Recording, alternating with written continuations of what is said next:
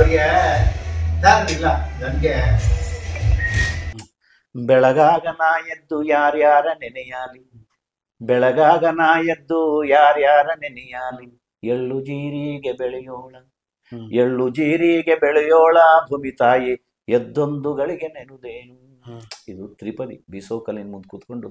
ಕನ್ನಡ ಸಾಹಿತ್ಯ ಸಮ್ಮೇಳನ ನಡೆಯುತ್ತಲ್ಲ, ಪ್ರತಿ ವರ್ಷಕ್ಕೊಂದ್ಸರಿ ನಡೆಯುತ್ತೆ. ಹೌದು.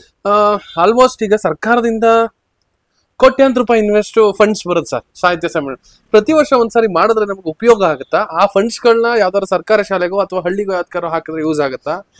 ನಿಮ್ಮ ಕನ್ಸ್ಟ್ರಕ್ಷನ್ ಇಂಜಿನಿಯರ್ಸ್ ಯಾವ್ದಾದ್ರು ಸಮ್ಮೇಳನ ಸಮಾವೇಶ ಇರ್ತದಲ್ಲ, ಆ ಸಂದರ್ಭದಲ್ಲಿ ಬಂದು ನಾವು ನಿಮ್ಮನ್ನು ಭೇಟಿ ಮಾಡಿ ನಮ್ಮ ಮೂಲಕ ನಿಮ್ಗೊಂದು ಮನವಿ ಕೊಡ್ಬೇಕು ಅಂತ ಹೇಳಿ ಅನ್ಕೊಂಡಿದ್ವಿ. ಈ ಮೂಲಕನೇ ಹೇಳ್ತಾ ಇದ್ವಿ, ಇನ್ನೊಂದ್ ದಿವಸ ಯಾವತ್ತಾದ್ರೂ ಬಂದ್ ಮಾಡ್ತೀವಿ. ಇದು ಸತ್ಯ. ಅದು ಕನ್ನಡ ಸಾಹಿತ್ಯ ಪರಿಷತ್ತು ಸ್ಥಾಪನೆ ಆದದ್ದು ಮೂಲತಃ 1915ರಲ್ಲಿ 15-16ರಲ್ಲಿ. ಆಗ ಮೈಸೂರು ಸಂಸ್ಥಾನದಲ್ಲಿ ವಿಶ್ವೇಶ್ವರಯ್ಯನವರು ದಿವಾನರಾಗಿದ್ರು, ನಾಲ್ವಡಿ ಕೃಷ್ಣರಾಜ ಒಡೆಯರು ರಾಜರಾಗಿದ್ರು. ಓದ್ಬೇಕಿತ್ತು ಅಂತ ನನಗೀಗ ಅನಿಸ್ತಾ ಇದೆ. ಏನ್ ಮಾಡ್ತೀರಿ, ಇವತ್ತು ಎಣ್ಣೆ ಹಣ್ಣು ಬಟರ್ ಫ್ರೂಟ್ ತುಂಬಾ ಚೆನ್ನಾಗಿರುತ್ತೆ, ಅದು ಕಾಯಿ ಬಿಡುತ್ತೆ, ಇಷ್ಟಿಷ್ಟು ಗಾತ್ರ ಇರುತ್ತೆ ಕಾಯಿ. ಕುವೆಂಪು ಅವರು ಕೂಡ ಹೇಳ್ತಾರೆ, ಹಿಂದೆ ಗುರುವಿದ್ದ ಮುಂದೆ ಗುರಿ ಇತ್ತು, ಹಿಂದೆ ಗುರುವಿದ್ದ ಮುಂದೆ ಗುರಿ ಇತ್ತು, ನಡೆಯುತ್ತಿತ್ತು ವೀರರಾದಂಟು. ಇಂದು ಗುರುವಿಲ್ಲ ಮುಂದೆ ಗುರಿ ಇಲ್ಲ, ಓಡುತ್ತಿದೆ ಹಿಂಡು. ಎಲ್ಲ ಪ್ರೈವೇಟೈಸೇಷನ್ ಜಾಸ್ತಿ ಆಗ್ತಾ ಇದೆ. ಈ ಮಧ್ಯೆ ಸರ್ಕಾರಿ ಶಾಲೆಗಳು ಎಲ್ಲೋ ಒಂಥರ ಕುಗ್ಗೋಗ್ತಾ ಇದೆ ಅನಿಸ್ತಾ ಇದೆ ಸರ್. ಕಡಿಮೆ ಆಗ್ತಾ ಇದೆ, ಶಿಕ್ಷಕರು ಅವಶ್ಯಕತೆ ಇಲ್ಲ ಮಟ್ಟಕ್ಕೆ ಹೋಗ್ತಾ ಇದಾರೆ, ಸರ್ಕಾರಿ ಶಿಕ್ಷಕರೇ ಕಡಿಮೆ ಆಗ್ತಾ ಇದಾರೆ, ರಿಕ್ರೂಟ್ಮೆಂಟೇ ಇಲ್ಲ ಆ ಲೆಕ್ಕ ಹೋದ್ರೆ. ಈ ವಿಚಾರಕ್ಕೆ ಏನ್ ಹೇಳ್ತೀರಿ ಸರ್? ನಾವೇ ಅವ್ರ ಜೊತೆ ಹಿಂದಿ ನಮ್ ಕೆಲಸ ಮಾಡಿಸ್ಕೋಬೇಕು. ಹೌದು, ಇಲ್ಲಿ ಗಾರ ಕೆಲ್ಸಕ್ಕೆ ಬರ್ತಾರೆ, ಕನ್ನಡ ಕಲ್ತಿದಾರ ಕೇಳಿ. ಹಿಂದೆ ಅನೇಕ ಬಾರಿ ಸಾಹಿತ್ಯ ಪರಿಷತ್ತಿನ ಚುನಾವಣೆ ವಿಚಾರಕ್ಕೆ ಬಂದಾಗ್ಲೆಲ್ಲ ನನ್ನ ಹೆಸರು ಪ್ರಸ್ತಾಪ ಆಗೋದು, ಮಲ್ಲೇಶ್ ಗೌಡ್ರು ಈ ಸರ್ ನಿಲ್ತಾರೆ, ಮಲ್ಲೇಶ್ ಗೌಡ್ರು ಈ ಸರ್ ನಿಲ್ತಾರೆ ಅಂತ. ನಾನು ನಿವೃತ್ತಿ ಆಗೋವರೆಗೂ ನಿಲ್ಲೋದು ಬೇಡ ಅಂತ ಹೇಳಿ ನಾನಷ್ಟಕ್ಕೆ ತೀರ್ಮಾನ ಮಾಡ್ಕೊಂಡೆ. ಯಾಕೆಂದ್ರೆ ನನಗೆ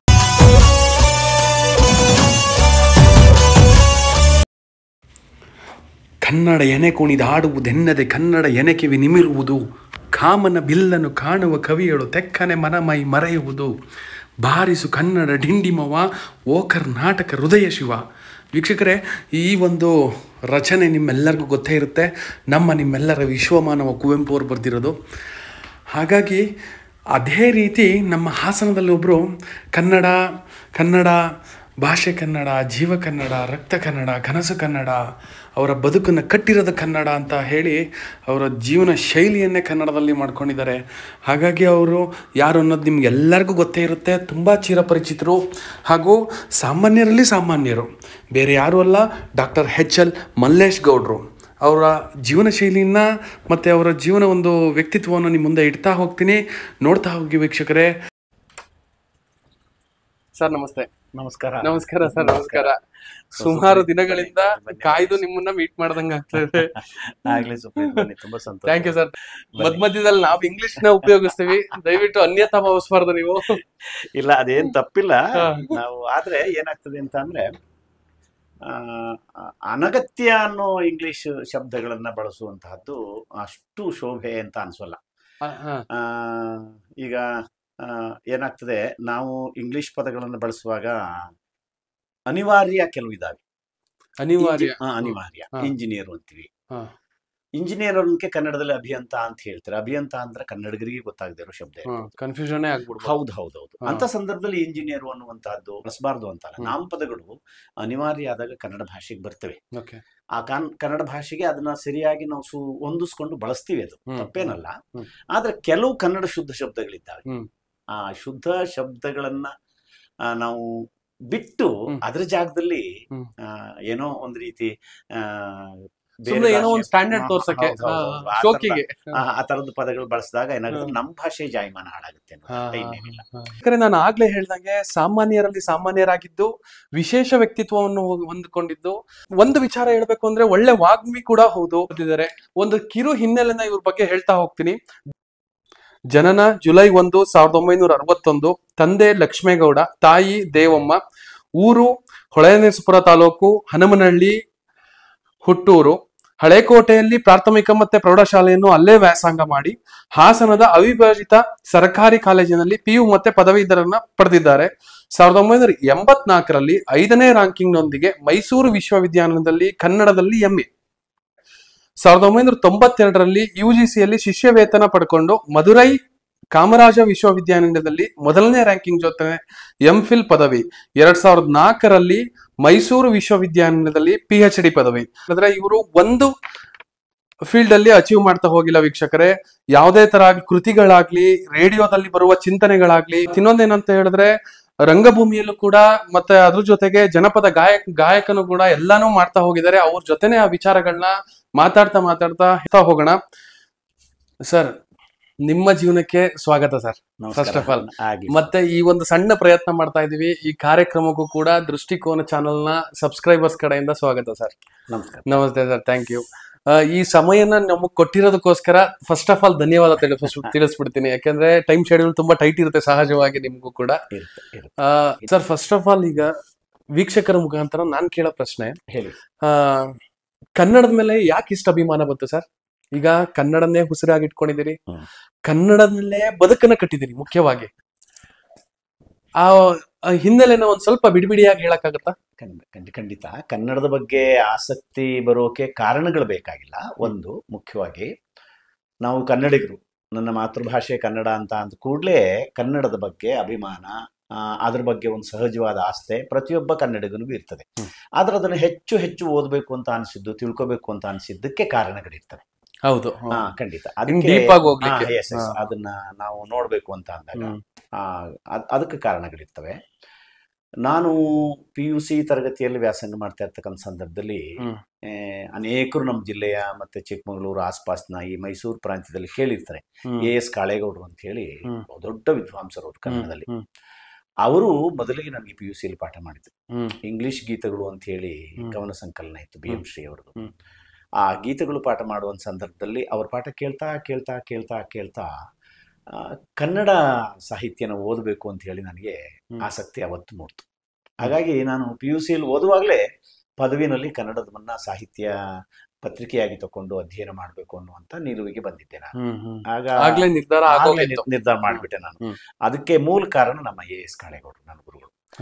ಅವ್ರ ಪಾಠ ಕೇಳೋದೇ ಒಂದು ಅಪ್ಯಾಯಮಾನವಾದ ಕೆಲಸ. ಅದು ಆ ಕಾರಣಕ್ಕಾಗಿ ನಾನು ಕನ್ನಡ ಓದಬೇಕು ಅಂತ ಅನ್ಕೊಂಡವನು.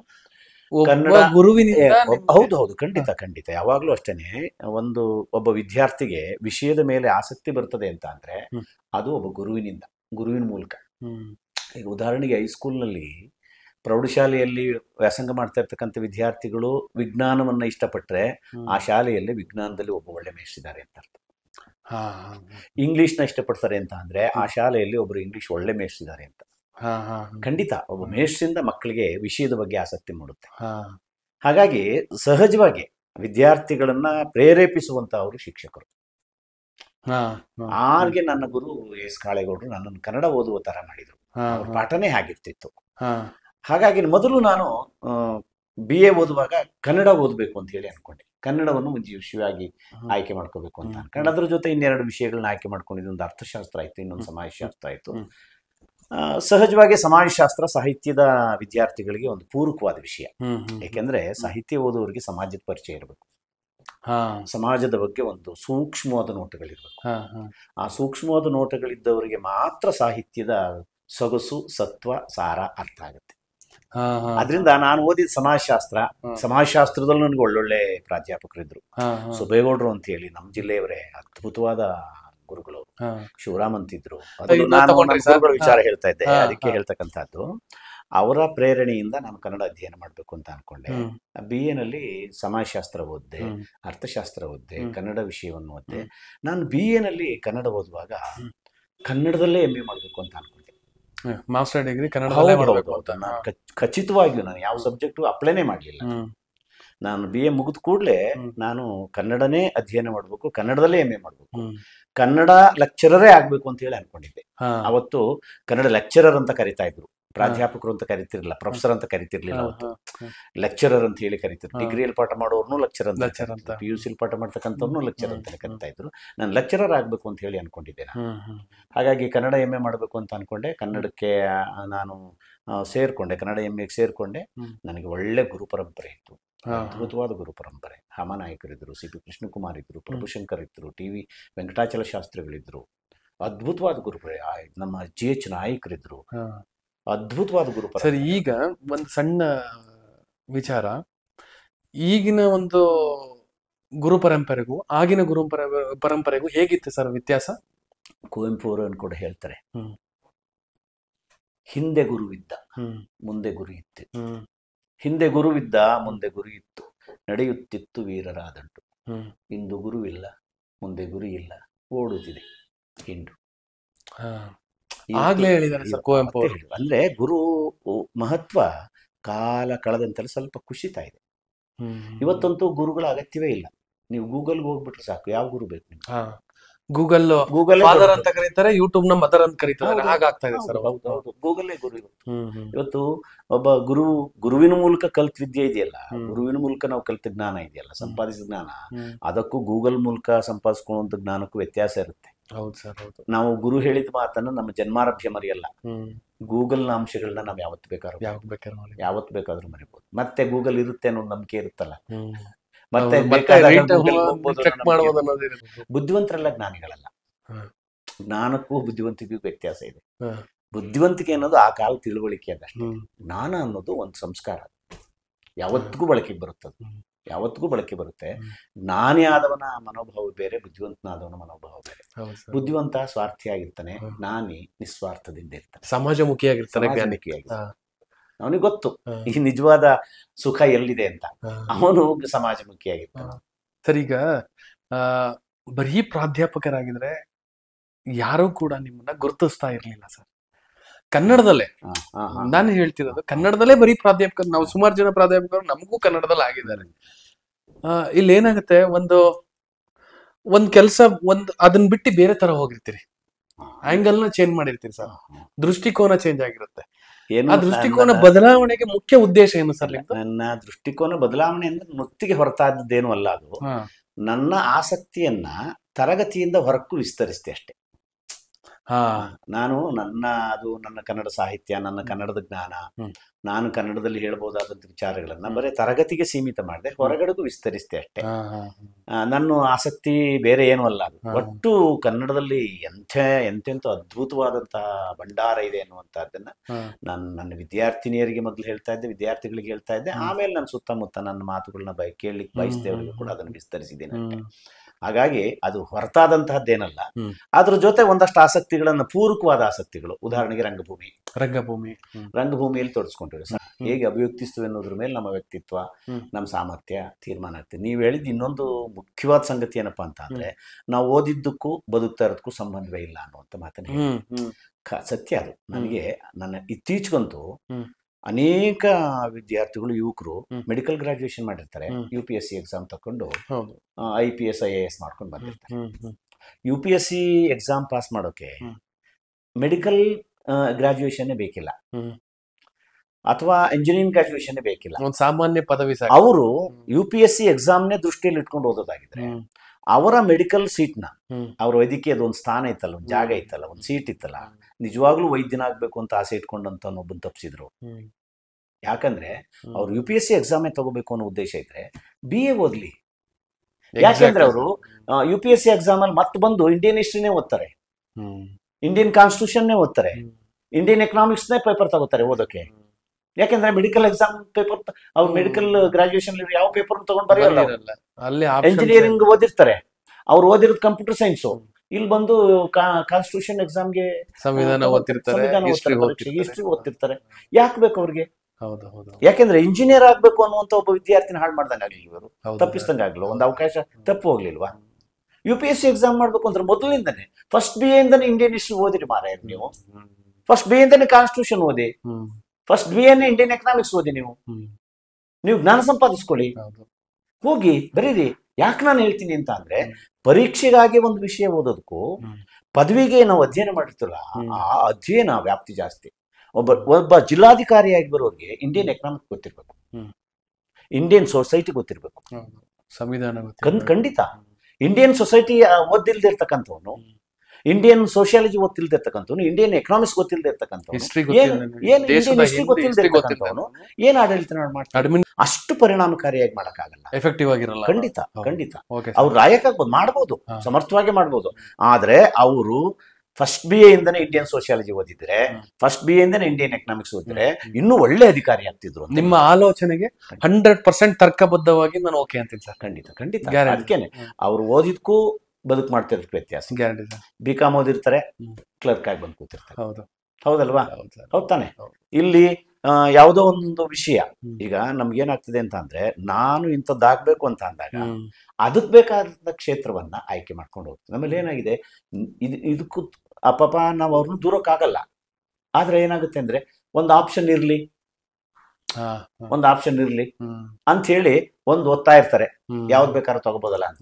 ನೀವು ಪ್ರಾಧ್ಯಾಪಕರಾಗಿ ಇದ್ಕೊಂಡೆ PhD ಕಂಪ್ಲೀಟ್ ಆಗಿದೆ. ಹೌದು, ಕಂಪ್ಲೀಟ್ ಆಯ್ತು. ನೆಕ್ಸ್ಟ್ ಕನ್ನಡ ಸಾಹಿತ್ಯ ಪರಿಷತ್ನಲ್ಲಿ ಚುನಾಯಿತರಾಗಿ. ಹೌದು, ನಾನು ನಿವೃತ್ತಿ ಆಗುವವರೆಗೂ ನಾನು ಚುನಾವಣೆ ನಿಲ್ಲಿಲ್ಲ. ನಾನು ಪ್ರಾಧ್ಯಾಪಕನಾಗಿ ನಿವೃತ್ತಿ ಹೊಂದಿ ಅನೇಕ ಬಾರಿ ಸಾಹಿತ್ಯ ಪರಿಷತ್ತಿನ ಚುನಾವಣೆ ವಿಚಾರಕ್ಕೆ ಬಂದಾಗಲೆಲ್ಲ ನನ್ನ ಹೆಸರು ಪ್ರಸ್ತಾಪ ಆಗೋದು. ಮಲ್ಲೇಶ್ ಗೌಡ್ರು ಈ ಸರ್ ನಿಲ್ತಾರೆ ಅಂತ. ನಾನು ನಿವೃತ್ತಿ ಆಗೋವರೆಗೂ ನಿಲ್ಲೋದು ಬೇಡ ಅಂತ ಹೇಳಿ ನಾನಷ್ಟಕ್ಕೆ ತೀರ್ಮಾನ ಮಾಡ್ಕೊಂಡೆ. ಯಾಕೆಂದ್ರೆ ನನಗೆ ಮಾಡೋಕೊಂದು ಕೆಲಸ ಇದೆ ಇಲ್ಲಿ, ಆ ಕೆಲಸನ ಸಮರ್ಥವಾಗಿ ಮಾಡ್ಬೇಕು. ಎರಡು ದೋಣಿ ಮೇಲೆ ಯಾವತ್ತಿಗೂ ಕಾಲಿಡಬಾರ್ದು. ಯಾಕಂದ್ರೆ ಇದನ್ನ ನನ್ನ ಶ್ರಮನೇ ಇಲ್ಲೇ ಹೆಚ್ಚಾಕಿದ್ರೆ ಆ ಕನ್ನಡ ಸೇವೆ ಇಲ್ಲೇ ಮಾಡ್ಬೋದು ಅಂತ ಹೇಳಿ ನಾನು ನಿವೃತ್ತಿ ಆಗೋರು ನಿವೃತ್ತಿ ಆದ್ಮೇಲೆ ಅನೇಕ ಸ್ನೇಹಿತರು ಒತ್ತಾಯ ಮಾಡಿದ್ರು. ಅದು ಸೂಕ್ತವಾದ ಸಮಯ ಅನಿಸ್ತು.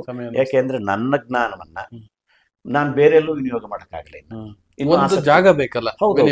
ಇನ್ನು ಬೇರೆ ಕ್ಷೇತ್ರದಲ್ಲಿ ನಾನು ಹೋದ್ರೆ ಪ್ರಯೋಜನ ಆಗಲ್ಲ. ಆದ್ರೆ ಸಾಹಿತ್ಯ ಪರಿಷತ್ತಿಗೆ ಬಂದ್ರೆ ಕನಿಷ್ಠ ಕನ್ನಡ ಸಾಹಿತ್ಯದಲ್ಲಿ ನನಗಿರ್ತಕ್ಕಂಥ ಅರಿವನ್ನ, ತಿಳುವಳಿಕೆಯನ್ನ ಅಲ್ಲಿ ಸದ್ವಿನಿಯೋಗ ಮಾಡ್ಬೋದು ಅಂತ ಹೇಳಿ ನಿರ್ಣಯಿಸಿ ನಾನು ಕನ್ನಡ ಸಾಹಿತ್ಯ ಪರಿಷತ್ತಿನ ಚುನಾವಣೆಗೆ ನಿಂತೆ.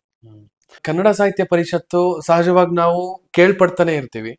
ಅದರದ್ದು ಜನಸಾಮಾನ್ಯರಿಗೆ, ವಿದ್ಯಾರ್ಥಿಗಳಿಗೆ ಉಪಯೋಗ ಆಗುತ್ತೆ. ಅದು ಬಿಟ್ಟು ಪದವೀಧರರಿಗೆ ಏನು ಉಪಯೋಗ ಆಗುತ್ತೆ? ಉದ್ಯೋಗ ಮಾಡ್ತಿರೋರ್ಗೆ ಹೇಗೆ ಉಪಯೋಗ ಆಗುತ್ತೆ? ಕನ್ನಡ ಸಾಹಿತ್ಯ ಪರಿಷತ್ತು ಸಮಗ್ರ ಕನ್ನಡಿಗರ ಒಂದು ಸ್ವಾಯತ್ತ ಸಂಸ್ಥೆ. ಅದರಲ್ಲಿ ಇಂಥವ್ರಿಗೆ ಸ್ಥಾನ, ಇಂಥವ್ರಿಗೆ ಸ್ಥಾನ ಇಲ್ಲ ಅನ್ನೋ ಪ್ರಶ್ನೆಯೇ ಇಲ್ಲ. ಅದು ಸಮಗ್ರ ಕನ್ನಡಿಗರ ಸ್ವಾಯತ್ತ ಸಂಸ್ಥೆ. ಯಾರು ಬೇಕಾದ್ರೂ ಆ ಸಂಸ್ಥೆಯಲ್ಲಿ ತಮ್ಮನ್ನು ತೊಡಗಿಸ್ಕೋಬಹುದು, ತಮ್ಮ ಆಸಕ್ತಿಯನ್ನು ರೂಪಿಸ್ಕೋಬಹುದು, ತಾವು ಅಲ್ಲಿ ಪ್ರವೇಶ ಮಾಡಬಹುದು. ಇದೆ ಸತ್ಯ. ಅದು ಕನ್ನಡ ಸಾಹಿತ್ಯ ಪರಿಷತ್ತು ಸ್ಥಾಪನೆ ಆದದ್ದು ಮೂಲತಃ 1915ರಲ್ಲಿ, 15-16ರಲ್ಲಿ. ಆಗ ಮೈಸೂರು ಸಂಸ್ಥಾನದಲ್ಲಿ ವಿಶ್ವೇಶ್ವರಯ್ಯನವರು ದಿವಾನರಾಗಿದ್ರು. ನಾಲ್ವಡಿ ಕೃಷ್ಣರಾಜ ಒಡೆಯರು ರಾಜರಾಗಿದ್ರು. ಮಿರ್ಜಾ ಇಸ್ಮಾಯಿಲ್ ಅಂತ ಹೇಳಿ ಕೂಡ ಇದ್ರು. ಒಂದು ಸಂಗತಿ ಏನು ಅಂತ ಅಂದ್ರೆ, ಈ ನಾಲ್ವಡಿ ಕೃಷ್ಣರಾಜ ಒಡೆಯರು ವಿಶ್ವೇಶ್ವರಯ್ಯನವ್ರನ್ನ ನಮ್ಮ ಸಂಸ್ಥಾನಕ್ಕೆ ಇಂಜಿನಿಯರ್ ಹುದ್ದೆಗೆ ಬನ್ನಿ ಅಂತ ಹೇಳಿ ಕರೀತಾರೆ. ವಿಶ್ವೇಶ್ವರಯ್ಯನವರು ಮೊದಲು ಮುಂಬೈನಲ್ಲಿ ಇರ್ತಾರೆ. ಮುಂಬೈ ಸರ್ಕಾರದಲ್ಲಿ ಇಂಜಿನಿಯರ್ ಹುದ್ದೆಯಲ್ಲಿ ಕೆಲಸ ಮಾಡ್ತಿರ್ತಾರೆ. ಅವ್ರನ್ನ ಕರೆದಾಗ, ಸ್ವತಃ ಮಹಾರಾಜರು ಕರೆದಾಗ ವಿಶ್ವೇಶ್ವರಯ್ಯನವ್ರು ಹೇಳ್ತಾರೆ, ನಾನು ಕೇವಲ ಇಂಜಿನಿಯರ್ ವೃತ್ತಿಯನ್ನ ಮಾಡೋ ಕಾರಣಕ್ಕಾಗಿ ನನ್ನ ಅಗತ್ಯ ಇದೆ ಅನ್ನೋದಾದ್ರೆ ನಾನು ಬರೋಲ್ಲ. ಆ ಕೆಲಸನ ಯಾರು ಬೇಕಾದ್ರೂ ಮಾಡ್ಬೋದು. ನಾನು ನಮ್ಮ ನಾಡಿನ ಸಮಗ್ರ ಅಭಿವೃದ್ಧಿಯ ಬಗ್ಗೆ ಯೋಚನೆ ಮಾಡ್ಬೋದು, ಯೋಜನೆಗಳನ್ನು ರೂಪಿಸ್ಬೋದು ಅಂತ ನಿಮ್ಗೆ ಅನಿಸಿದ್ರೆ, ಅದಕ್ಕೆ ನೀವು ಅವಕಾಶ ಕೊಡೋದಾದ್ರೆ ನಾನು ಖಂಡಿತ ನನ್ನ ನಾಡಿನಲ್ಲಿ ಸೇವೆಯನ್ನ ಮಾಡ್ತೀನಿ ಅಂತೇಳಿ ವಿಶ್ವೇಶ್ವರಯ್ಯನವರು ಹೇಳ್ತಾರೆ. ಮಹಾರಾಜರು ಅದಕ್ಕೆ ಒಪ್ಪಿಗೆ ಕೊಡ್ತಾರೆ. ಬನ್ನಿ, ಸಮಗ್ರವಾಗಿ ಒಂದು ನಾಡನ್ನು ರೂಪಿಸೋದು ಹೇಗೆ ಅನ್ನುವಂಥದ್ದನ್ನ ನಿಮ್ಮ ಚಿಂತನೆ ಇಟ್ಕೊಂಡು ಮಾಡೋಣ ಬನ್ನಿ ಅಂತೇಳಿ ಕರೆದಾಗ ಬಂದು ಅಲ್ಲಿ ಕೆಲಸಕ್ಕೆ ಸೇರ್ತಾರೆ. ಆಗ ದಿವಾನ್ರು ಮಿರ್ಜಾ ಇಸ್ಮಾಯಿಲ್ ಇವರು ಅದೇ ಹುದ್ದೆಗೆ ಬರ್ತಾರೆ, ಇಂಜಿನಿಯರ್ ಹುದ್ದೆಗೆ ಬರ್ತಾರೆ. ಆದ್ರೆ ಅವರ ವ್ಯಾಪ್ತಿ ಒಂದು ರೀತಿ ವ್ಯಾಪಕವಾಗಿತ್ತು. ಅವರು 3 ಅಂಶಗಳನ್ನ ಮೊದಲಿಗೆ ಪ್ರಸ್ತಾಪ ಮಾಡಿದ್ರು: ಭಾಷೆ, ಕೃಷಿ, ಶಿಕ್ಷಣ. ಭಾಷೆನೇ ಮೊದಲಾಗಿ ತಗೊಂಡು, ಭಾಷೆ, ಕೃಷಿ, ಶಿಕ್ಷಣ. ನಾವು ಶಿಕ್ಷಣಕ್ಕೆ ಆದ್ಯತೆ ಕೊಡಬೇಕು. ನಮ್ಮ ನಾಡಿನ ಜನರು ಪದವೀಧರರಾಗಬೇಕು. ಹಾಗಾಗಿ ಆಗ ಇದ್ದದ್ದು ಮದ್ರಾಸ್ ವಿಶ್ವವಿದ್ಯಾನಿಲಯ ಮಾತ್ರ. ಈ ದಕ್ಷಿಣ ಕರ್ನಾಟಕ ಅಂತ ಪ್ರಾಂತ್ಯ ಅಲ್ಲ, ದಕ್ಷಿಣ ಪ್ರಾಂತ್ಯದ ಆಂಧ್ರ ಪ್ರದೇಶ, ಕರ್ನಾಟಕ, ತಮಿಳುನಾಡು ಮತ್ತೆ ಕೇರಳ 4 ರಾಜ್ಯಗಳಿಗೆ ಸಂಬಂಧಪಟ್ಟ ಹಾಗೆ ಕೇವಲ ಇದ್ದದ್ದು ಒಂದೇ ವಿಶ್ವವಿದ್ಯಾನಿಲಯ, ಮದ್ರಾಸ್ ವಿಶ್ವವಿದ್ಯಾನಿಲಯ. ಅವರು ಇಲ್ಲಿ ಒಂದು ವಿಶ್ವವಿದ್ಯಾನಿಲಯ ಸ್ಥಾಪಿಸ್ಬೇಕು ಅಂತ ಹೇಳ್ತಾರೆ. ಆವಾಗ ಸ್ಥಾಪನೆ ಆದದ್ದು ಮೈಸೂರು. ಅದು ಕೂಡ 1916ರಲ್ಲಿ ಸ್ಥಾಪನೆ ಆಯಿತು, ಮೈಸೂರು ವಿಶ್ವವಿದ್ಯಾನಿಲಯ. ಅದು ವಿಶ್ವೇಶ್ವರಯ್ಯನವರ ಶಿಫಾರಸು. ಹಾಗೇನೆ ಸಮಗ್ರ ಕನ್ನಡ ಮಾತನಾಡ್ತಕ್ಕಂತಹ ಕನ್ನಡಿಗರು ಯಾವುದಾದ್ರೂ ಒಂದು ಹೆಸರಿನಲ್ಲಿ ಒಂದು ವೇದಿಕೆಯ ಮೇಲೆ ಬರಬೇಕು ಅಂತ ಯೋಚನೆ ಮಾಡ್ತಾರೆ. ಯಾಕೆ ಅಂದ್ರೆ ಮೈಸೂರು ಸಂಸ್ಥಾನ ದಕ್ಷಿಣ ಕರ್ನಾಟಕಕ್ಕೆ ಸೀಮಿತವಾಗಿತ್ತು. ಈ ಕಡೆ ಬರ್ತಾ ಇತ್ತು. ಉತ್ತರ ಕರ್ನಾಟಕ, ಮುಂಬೈ ಕರ್ನಾಟಕ, ಹೈದರಾಬಾದ್ ಕರ್ನಾಟಕ ಬೇರೆ ಬೇರೆ ಇದ್ವು. ಮುಂಬೈ ಕರ್ನಾಟಕ, ಹೈದರಾಬಾದ್ ಕರ್ನಾಟಕದವರು ದಕ್ಷಿಣ ಪ್ರಾಂತ್ಯದೊಟ್ಟಿಗೆ ಆಡಳಿತಾತ್ಮಕವಾಗಿ ಸಂಬಂಧ ಇಟ್ಟಿರಲಿಲ್ಲ. ಅದಕ್ಕೆ ವಿಶ್ವೇಶ್ವರಯ್ಯನವರು ಏನ್ ಮಾಡ್ತಾರೆ ಅಂತ ಅಂದ್ರೆ, ಅಲ್ಲಿ ಕನ್ನಡ ಮಾತನಾಡೋರಿದ್ದಾರೆ, ಈ ಕಡೆ ಕನ್ನಡ ಮಾತನಾಡೋರಿದ್ದಾರೆ, ಇವ್ರನ್ನೆಲ್ಲ ಒಂದ್ ವೇದಿಕೆಗೆ ತರಬೇಕಲ್ಲ ಹೇಗೆ. ಅದಕ್ಕೆ ಕರ್ನಾಟಕ ಸಾಹಿತ್ಯ ಪರಿಷತ್ತು ಅಂತ ಹೇಳಿ ಸ್ಥಾಪನೆ ಮಾಡಬೇಕು ಅಂತ ಶಿಫಾರಸು ಮಾಡ್ತಾರೆ. ಅವ್ರು ಮಾಡಿ ಶಿಫಾರಸು. ಹಾಗಾಗಿ 1915ರಲ್ಲಿ ಕನ್ನಡ ಸಾಹಿತ್ಯ ಪರಿಷತ್ತು ಆರಂಭ ಆಯಿತು. ಆರಂಭ ಆದಾಗ ಸಾಹಿತ್ಯ ಪರಿಷತ್ತಿನ ರೂಪುರೇಖೆ, ಧ್ಯೇಯ ಧೋರಣೆಗಳು ಇವತ್ತಿಗೂ ಅದನ್ನು ಉಳಿಸ್ಕೊಂಡು ಹೋಗ್ತಿದ್ದಾರೆ. ಕನ್ನಡ ಭಾಷೆ, ಸಂಸ್ಕೃತಿ, ನೆಲ, ಜಲ ಇವುಗಳನ್ನ ಅಂದ್ರೆ ನಾಡು, ನುಡಿ, ಜಲ, ನಾಡಿಗೆ ಸಂಬಂಧಪಟ್ಟಂತಹ ಸಂಗತಿಗಳು, ನುಡಿಗೆ ಸಂಬಂಧಪಟ್ಟಂತಹ, ಭಾಷೆಗೆ ಸಂಬಂಧಪಟ್ಟ ಸಂಗತಿಗಳು, ಮತ್ತೆ ಕನ್ನಡ ನಾಡಿನ ಜಲಕ್ಕೆ ಸಂಬಂಧಪಟ್ಟಂತ ಸಂಗತಿ. ಸರ್, ಈಗ ಈ ಮೂರೂ ರಕ್ಷಣೆ ಆಗ್ಬೇಕು. ಇವೆಲ್ಲ ಸಮಗ್ರವಾಗಿ ರಕ್ಷಣೆ ಆಗ್ಬೇಕು ಈ ಪರಿಷತ್ತಿನಿಂದ. ಹೌದು, ಪರಿಷತ್ತಿನ ಮೂಲಕ ಮುಖ್ಯ ಧ್ಯೇಯ ಅದಾಗಿತ್ತು. ಅದ್ರ ಜೊತೆಗೆ ಸಾಹಿತ್ಯ ಇದೆಯಲ್ಲ, ಭಾಷೆಗೆ ಜಾನಪದ ಇರಲಿ, ಸೃಜನಶೀಲ ಇರಲಿ. ನಾವು ಸಾಹಿತ್ಯವನ್ನ ಜನಪದ ಸಾಹಿತ್ಯ ಅನ್ನೋ ಕರೆದಿದ್ದೀವಿ. ಜನಪದ ಸಾಹಿತ್ಯ ಅದ್ಭುತವಾದ ಭಂಡಾರ ರಾಶಿ ಅದು. ಕನ್ನಡದ ಜನಪದ ಸಾಹಿತ್ಯ ಇದೆಯಲ್ಲ, ಬಹುಶಃ ಜಗತ್ತಿನ ಯಾವ ಭಾಷೆಯಲ್ಲೂ ಈ ಪ್ರಮಾಣದ ಸಾಹಿತ್ಯವನ್ನು ನೋಡಕ್ ಸಾಧ್ಯ ಇಲ್ಲ. ಜನಪದ ಸಾಹಿತ್ಯ ಅದು ಕಾವ್ಯದ ರೂಪದಲ್ಲಿದೆ, ಕಥೆಗಳ ರೂಪದಲ್ಲಿದೆ, ಒಗಟುಗಳ ರೂಪದಲ್ಲಿದೆ, ಗಾದೆಗಳ ರೂಪದಲ್ಲಿದೆ, ತ್ರಿಪದಿಗಳ ರೂಪದಲ್ಲಿ. ಯಾವ್ದಾದ್ರು ಒಂದು ಉದಾಹರಣೆಗೆ ಸರ್? ಅಯ್ಯೋ, ಬೇಕಾದಷ್ಟಿದಾವೆ. ತ್ರಿಪದಿ ಒಂದ್ ಸಾಕು. ಬೆಳಗಾಗ ನಾ ಎದ್ದು ಯಾರ್ಯಾರ ನೆನೆಯಾಲಿ, ಬೆಳಗಾಗ ನಾ ಎದ್ದು ಯಾರ್ಯಾರ ನೆನೆಯಾಲಿ, ಎಳ್ಳು ಜೀರಿಗೆ ಬೆಳೆಯೋಳ, ಎಳ್ಳು ಜೀರಿಗೆ ಬೆಳೆಯೋಳ ಭೂಮಿ ತಾಯಿ, ಎದ್ದೊಂದು ಗಳಿಗೆ ನೆನುದೇನು. ಇದು ತ್ರಿಪದಿ. ಬೀಸೋಕಲ್ಲಿನ ಮುಂದೆ ಕೂತ್ಕೊಂಡು ಒಂದು ಹೆಣ್ಣು ಮಗಳು ಹೇಳ್ತಾಳೆ, ಬೆಳಗಾಗ ನಾನೆದ್ದು ಯಾರ್ಯಾರ ನೆನೆಯಾಲಿ. ಬೆಳಗ್ಗೆ ಎದ್ದು ಯಾರನ್ನ ಅಂತ ನೆನ್ಕೊಳ್ಳಿ, ಅಂದ್ರೆ ಯಾವ ದೇವ್ರು ಅಂತ ನೆನ್ಕೊಳ್ಳಿ. ಎಷ್ಟೊಂದು ದೇವ್ರು, ಒಂದ ಎರಡ? ಹೌದಲ್ವಾ? ನಮ್ಮ ಗ್ರಾಮೀಣ ಪ್ರದೇಶದಲ್ಲಿ ದೇವರುಗಳ ಸಂಖ್ಯೆ ಹೆಚ್ಚು. ಯಾವ್ಯಾವ್ದೇ ಹೆಸರಿನಲ್ಲಿ ಗುಡಿಗಳನ್ನ ಕಟ್ಕೊಂಡಿದ್ದೀವಿ, ಪೂಜಿಸ್ತಾ ಬಂದಿದ್ದೀವಿ. ಎಲ್ಲಾ ದೇವ್ರನ್ನು ನೆನಪಿಸ್ಕೊಂಡು ಕೂತ್ಕೊಳ್ಳಕ್ಕೆ ನನ್ಗೆ ಸಮಯ ಎಲ್ಲಿದೆ? ಹೌದು. ಯಾಕೆ ನೆನ್ಕೋಬೇಕು ನಾನು? ಬೇಡವೇ ಬೇಡ. ಸರಿ, ಈಗ ಅದಕ್ಕೆ ಎಳ್ಳು ಜೀರಿಗೆ ಬೆಳೆಯೋಳ ಭೂಮಿ ತಾಯಿ. ಎಳ್ಳು ಮತ್ತೆ ಜೀರಿಗೆ ಬೆಳಿತಾಳೆ ಈ ಭೂಮಿ ತಾಯಿ. ನೋಡಿ, ಬೇರೆ ಧಾನ್ಯ ಹೇಳಲಿಲ್ಲ ಅವಳು. ಎಳ್ಳು ಜೀರಿಗೆ ಅಂತ ವಿವೇಕಿ ಅವಳು ಅಂತ, ಎಂತ ಜ್ಞಾನಿ ಅವಳು ಅಂದ್ರೆ ಎಳ್ಳು ಜೀರಿಗೆ ಅಂತ ಹೇಳ್ತಾಳೆ. ಎಳ್ಳು ಮನುಷ್ಯ ಬದುಕಿನ ಒಂದು ಸಂದರ್ಭವನ್ನ ಪ್ರತಿನಿಧಿಸುವ ಧಾನ್ಯ. ಜೀರಿಗೆ ಮನುಷ್ಯ ಬದುಕಿನ ಇನ್ನೊಂದು ಸಂದರ್ಭವನ್ನು ಪ್ರತಿನಿಧಿಸುವ ಧಾನ್ಯ. ಜೀರಿಗೆ ಶುಭ ಸಂದರ್ಭದಲ್ಲಿ ಬಳಸ್ತಾರೆ. ಹೌದು, ಎಳ್ಳನ್ನ ಅಶುಭ ಸಂದರ್ಭದಲ್ಲಿ ಬಳಸ್ತಾರೆ. ಗೊತ್ತಾಯ್ತಲ್ಲ ನಿಮ್ಗೆ? ಗೊತ್ತಾಯ್ತು. ಅಶುಭದ ಸಂದರ್ಭದಲ್ಲಿ ಬಳಸೋ ಧಾನ್ಯ ಜೀರಿಗೆ ಅಲ್ಲ, ಎಳ್ಳು. ಶುಭದ ಸಂದರ್ಭದಲ್ಲಿ ಬಳಸುವಂತಹ ಧಾನ್ಯ. ಈಗ ಮದುವೆನಲ್ಲಿ ಮುಹೂರ್ತ ಮಾಡುವಾಗ ಜೀರಿಗೆ ಬಳಸ್ತಾರೆ. ತಿಥಿನಲ್ಲಿ ಎಳ್ಳು ಕಜ್ಜಾಯ ಮಾಡ್ತಾರೆ. ಎಳ್ಳು ನೀರು ಬಿಡೋದು ಅಂತ ಹೇಳ್ತಾರೆ. ಹೌದಲ್ವಾ? ಅದು ಎಳ್ಳು ಅಶುಭದ ಸಂದರ್ಭ, ಜೀರಿಗೆ ಶುಭದ ಸಂದರ್ಭ. ಅಂದ್ರೆ ಶುಭ ಅಶುಭ ಎರಡನ್ನೂ ಕೊಡೋಳು ಯಾರು? ಈ ಭೂಮಿ ತಾಯಿ. ಹೌದು. ಅಂದ್ರೆ ಒಳ್ಳೇದು ಕೆಟ್ಟದ್ದು ಎರಡನ್ನೂ ಕೊಡ್ತಾಳೆ. ಸುಖ ದುಃಖ ಎರಡನ್ನೂ ಕೊಡ್ತಾಳೆ. ರಾತ್ರಿ ಹಗಲು ಎರಡನ್ನೂ ಕೊಡ್ತಾಳೆ ಈ ಭೂಮಿ. ನೋಡಿ ಎಂಥ ವಿವೇಕಿ ಅಂದ್ರೆ, ನಾವು ರಾತ್ರಿಯನ್ನು ಅಶುಭ ಅಂತೀವಿ, ಬೆಳಕನ್ನ ಶುಭ ಅಂತೀವಿ. ಹೌದಲ್ವಾ? ಕತ್ತಲು ಅಶುಭ, ಕಪ್ಪು ಅಶುಭ, ಬಿಳಿ ಶುಭ. ಹೌದಲ್ವಾ? ಕತ್ತಲು ಅಜ್ಞಾನ, ಬಿಳಿ ಜ್ಞಾನ, ಬೆಳಕು ಜ್ಞಾನ. ಅಂದ್ರೆ ಜ್ಞಾನ ಅಜ್ಞಾನ, ಕತ್ತಲು ಬೆಳಕು, ಶುಭ ಅಶುಭ, ಸುಖ ದುಃಖ, ಹುಟ್ಟು ಸಾವು ಎರಡನ್ನೂ ಕೊಡೋಳು ಈ ಭೂಮಿ ತಾಯಿ. ಹಾಗೆ ಮನೆ ಹೋಗ್ತಾ ನಿಮ್ಮ ದೇವ್ರ ಮನೆ ಬನ್ನಿ, ನಿಮ್ಮ ದೇವ್ರ ಮನೆ ನೋಡಿ ವೀಕ್ಷಕರಿಗೆ ನಿಮ್ಮ ಮನೇನ ಒಂದು ಕಿರು ಪರಿಚಯ ಮಾಡೋಣ. ಆಗ್ಲಿ. ಇದು ಡೈನಿಂಗ್ ಹಾಲು. ಹೌದು, ಬನ್ನಿ.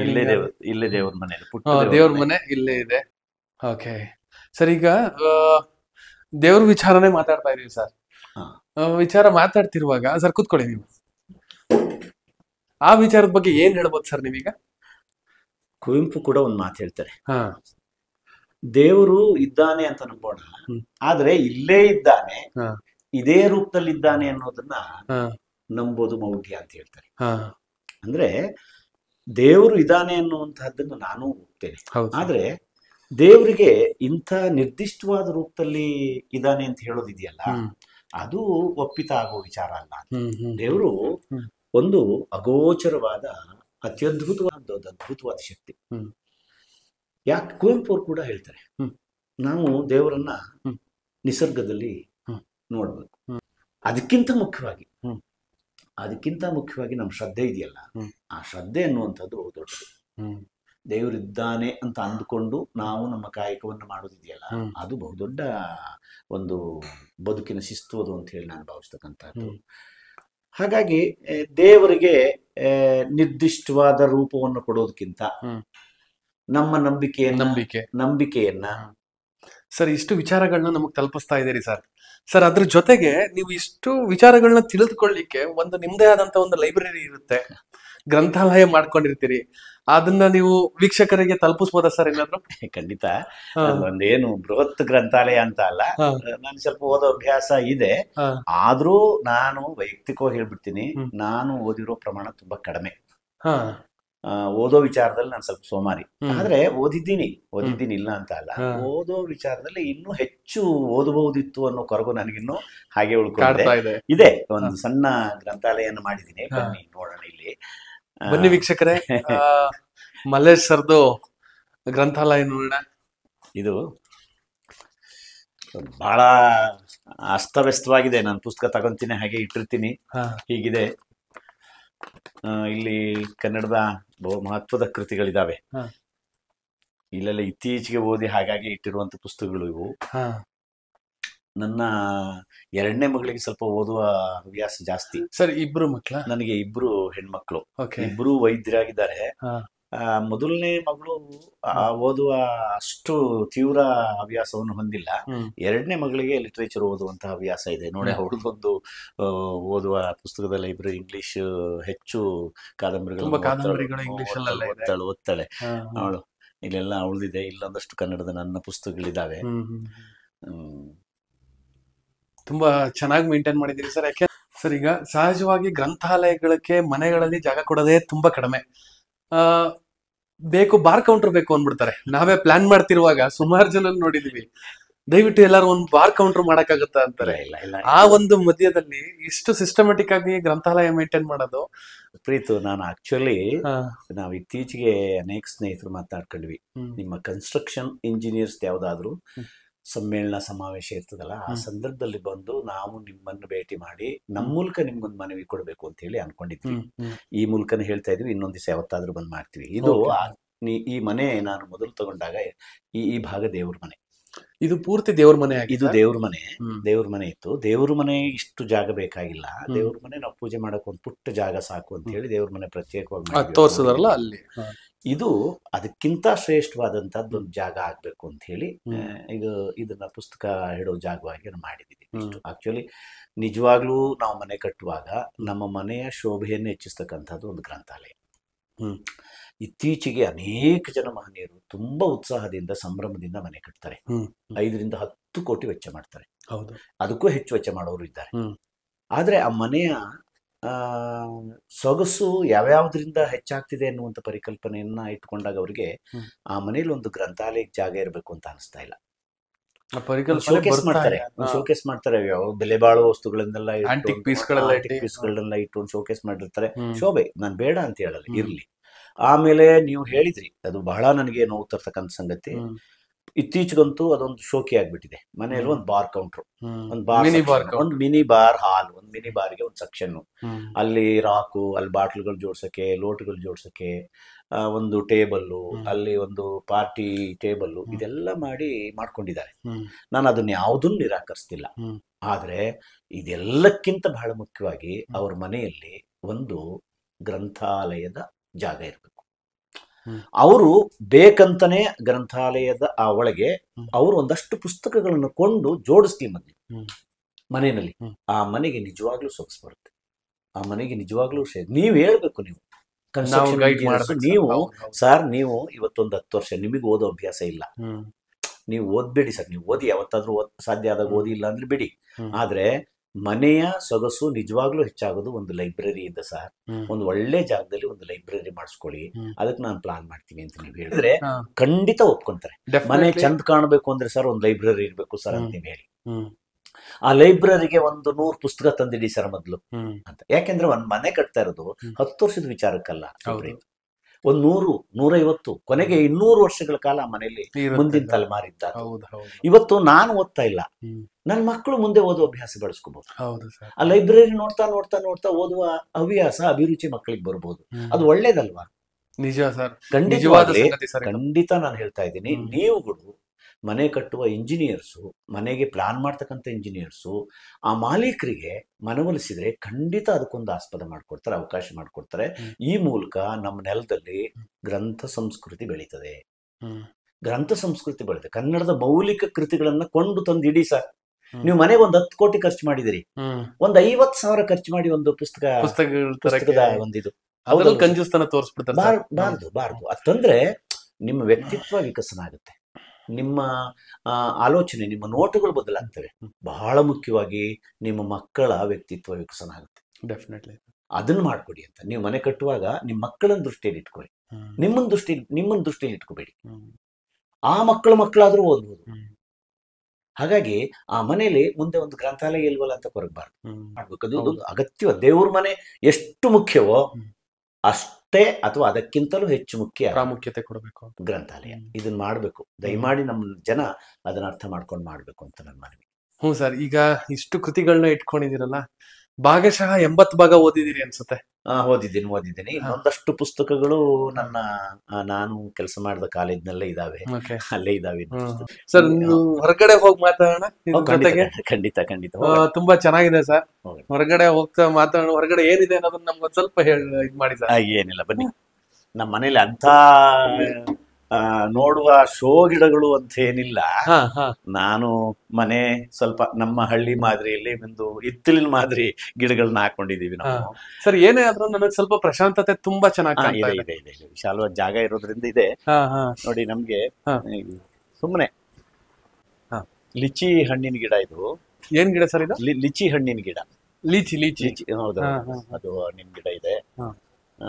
ನೋಡಿ ಇಲ್ಲಿ, ಇದು ಪುಟ್ಟ ಮೆಣಸು, ಇದು ಚೋಟ್ ಮೆಣಸಿನ ಗಿಡ. ಬಹಳ ಖಾರ ಇರುತ್ತೆ ಮತ್ತೆ ಒಳ್ಳೇದಿದು. ಇದು ಉಪಯೋಗಿಸಿದ್ರೆ ಗ್ಯಾಸ್ಟ್ರಿಕ್ ಬರಲ್ಲ. ಹೌದಾ?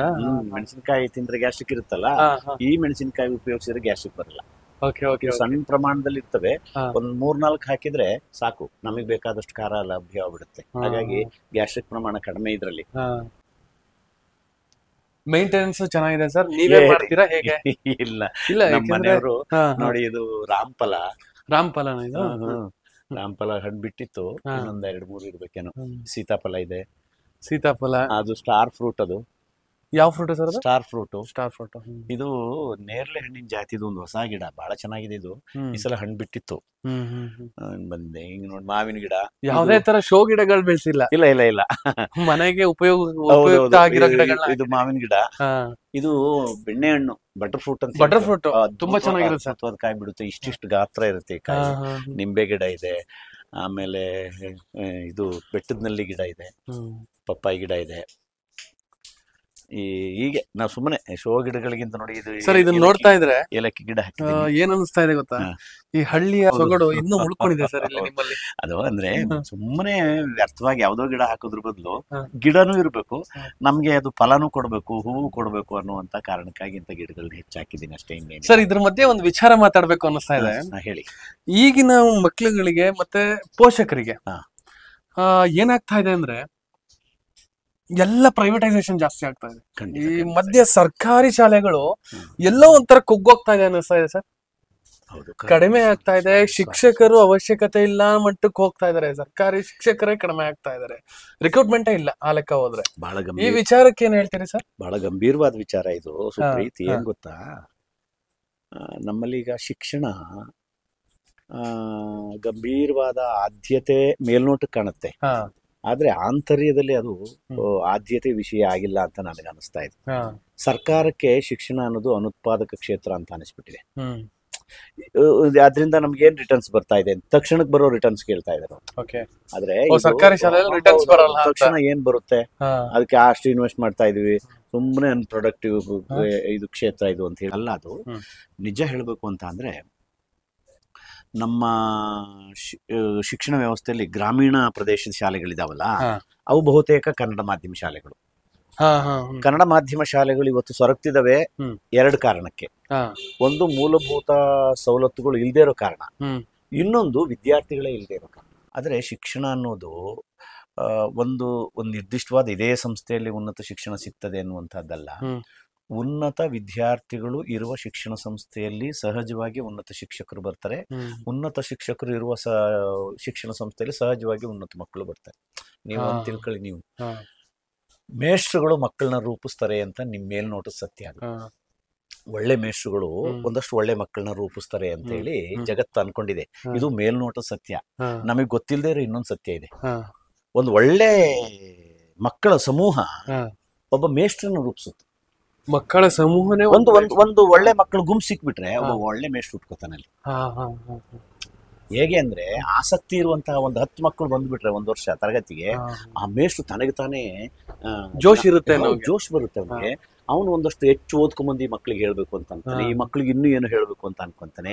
ಆ ಮಕ್ಕಳ ಆಸಕ್ತಿ ನೋಡ್ಕೊಂಡು ತಾನು ಬೆಳಿತಾ ಬೆಳಿತಾ ಬೆಳಿತಾ ಹೋಗ್ತಾನೆ ಅವನು. ಹಾಗಾಗಿ ನೋಡಿ, ಆ 10 ಮಕ್ಕಳು ಒಬ್ಬ ಒಳ್ಳೆ ಮೇಷ್ಟ್ರು ಉಂಟಾಗ್ತಾನೆ. ಈಗ ಒಬ್ಬ ಒಳ್ಳೆ ಮೇಷ್ಟ್ರು, ಒಳ್ಳೆ ಮಕ್ಳಿಲ್ಲ, 10 ವರ್ಷದಲ್ಲಿ ಅವನು ತನ್ನ ಆ ವೃತ್ತಿಯ ಆಸಕ್ತಿನೇ ಕಳ್ಕೊಂಡ್ಬಿಟ್ಟು ಏನಾಯ್ತು ಅವಳಿಗೆ? ಒಬ್ಬ ಒಳ್ಳೆ ಮೇಷ್ಟ್ರು ಮಕ್ಳಿಲ್ದೆ ಆಸಕ್ತಿ ಹೋಯ್ತು ಅಂದ್ರೆ ಮುಗ್ದೋಯ್ತು ಅಲ್ಲಿಗೆ. 10 ವರ್ಷಕ್ಕೆ ಅವನೇ ಹಾಳಾಗ. ಹೌದು ಹೌದು ಹೌದು. ಅವನಿಗೆ ಬೋಧನೆಯ ಅಭಿರುಚಿ ಹಾಳಾಗಿರುತ್ತೆ, ಬೋಧನೆ ಮಾಡೋ ಆಸಕ್ತಿನೇ ಕಳ್ಕೊಂಡ್ಬಿಟ್ಟಿರ್ತಾನೆ. ಅವನಿಗೆ ಏನ್ ಮಾಡ್ತೀರಿ ನೀವು? ಅದಕ್ಕೆ ಒಂದು ಸರ್ಕಾರಿ ಶಾಲೆನಲ್ಲಿ ಮೇಷ್ಟ್ರುಗಳಿದ್ದಾರೆ, ಮಕ್ಕಳು ಕೊಡ್ಬೇಕು, ಮಕ್ಳುಗಳು ಹೋಗ್ಬೇಕಲ್ಲ, ಹೋಗ್ಬೇಕು. ಹೋದ್ರೆ ಅಲ್ಲಿರೋ ಮೇಷ್ಟ್ರುಗಳಿಗೆ ಉತ್ಸಾಹ. ಯಾಕೆ ಹೇಳಿ, ನಾನು ಇನ್ನೊಂದ್ ಸತ್ಯ ಹೇಳ ನಿಮ್ಗೆ. ಸರ್ಕಾರಿ ಶಾಲೆನಲ್ಲಿ ಆಯ್ಕೆಯಾಗಿರುವಂತ ಶಿಕ್ಷಕರೆಲ್ಲ ಹೈಯೆಸ್ಟ್ ಮಾರ್ಕ್ಸ್ ತಗೊಂಡಿರ್ತಾನೆ. ಹೌದು ಸರ್, ಹೌದಲ್ವಾ? ನೀವು ಮೆರಿಟ್ ಮೇಲೆ ಕೊಟ್ಟಿದ್ದೀರಿ, ನೀವು ಸರ್ಕಾರಿ ಕೆಲಸ ಸಿಗಬೇಕು ಅಂದ್ರೆ ಮೆರಿಟ್ ಇರಬೇಕು. ಮೆರಿಟ್ ಮೇಲೆ ಕೊಟ್ಟಿದ್ದೀರಿ ಅಂತ ಅಂದ್ಮೇಲೆ ಆಯಾಯ ಕ್ಷೇತ್ರದಲ್ಲಿ ಮೆರಿಟ್ ಇರ್ತಕ್ಕಂತಹ ಟೀಚರ್ಸ್ ಎಲ್ಲ ಎಲ್ಲಿದ್ದಾರೆ? ಗೌರ್ಮೆಂಟ್ ಸೆಕ್ಟರ್ ಅಲ್ಲಿ ಇದ್ದಾರೆ. ಈಗ ಮೆರಿಟ್ ಇರುವಂತ ವಿದ್ಯಾರ್ಥಿಗಳು ಎಲ್ಲಿದ್ದಾರೆ? ಪ್ರೈವೇಟ್ ಸೆಕ್ಟರ್ ಅಲ್ಲಿ ಇದ್ದಾರೆ. ಎಂತ ವಿಪರ್ಯಾಸ ಸರ್ ಇದು. ಏನಾಯ್ತು ಹೇಳಿ ನೋಡಿ. ಅಂದ್ರೆ ಮೆರಿಟ್ ವಿದ್ಯಾರ್ಥಿಗಳಿಗೆ ಮೆರಿಟ್ ಶಿಕ್ಷಕರು ಸಿಗ್ತಾ ಇಲ್ಲ, ಮೆರಿಟ್ ಶಿಕ್ಷಕರಿಗೆ ಮೆರಿಟ್ ವಿದ್ಯಾರ್ಥಿಗಳು ಸಿಗ್ತಾ ಇಲ್ಲ. ನೋಡಿ, ಒಂದ್ ಸತ್ಯ ತಿಳ್ಕೊ, ಕಾಂಬಿನೇಷನ್ ಮಿಸ್ ಆಗ್ತಾ ಇದೆ. ಈಗ ಪ್ರೈವೇಟ್ ಸೆಕ್ಟರ್ಗೆ ಅಲ್ಲಿ ಕೆಲಸ ಸಿಗ್ತಾ ಇರೋರು ಬಂದ್ರು, ಆ ಕೆಲಸ ಸಿಗ್ತಾ ಇರೋರು ಬಂದ್ರು ಕೂಡ ಅವ್ರು ಒಳ್ಳೆ ಮೇಷ್ಟ್ರು ಆಗ್ತಾರೆ 10 ವರ್ಷ ಆದ್ಮೇಲೆ. ಯಾಕೆ ಹೇಳಿ? ಇಲ್ಲಿ ಒಳ್ಳೆ ಮಕ್ಕಳು ಬರ್ತಿರ್ತಾರೆ, ಒಳ್ಳೆ ಮಕ್ಕಳುಗಳು ಇಲ್ಲಿ ಬರ್ತಾ ಇದಾವೆ. ಇವರು ಒಬ್ಬ ಸಾಧಾರಣವಾದ ವ್ಯಕ್ತಿ, ಅವನು ಬೆಳಿತಾ ಬೆಳಿತಾ ಬೆಳಿತಾ ಒಬ್ಬ ಒಳ್ಳೆ ಟೀಚರ್ ಆಗ್ತಾನೆ. ಹೌದು ಸರ್, ಹೌದು. ಆದ್ರೆ ಅಲ್ಲಿ ಒಳ್ಳೆ ಟೀಚರ್ಸ್ ಹಾಳಾಗ್ತಾ ಇದಾರೆ.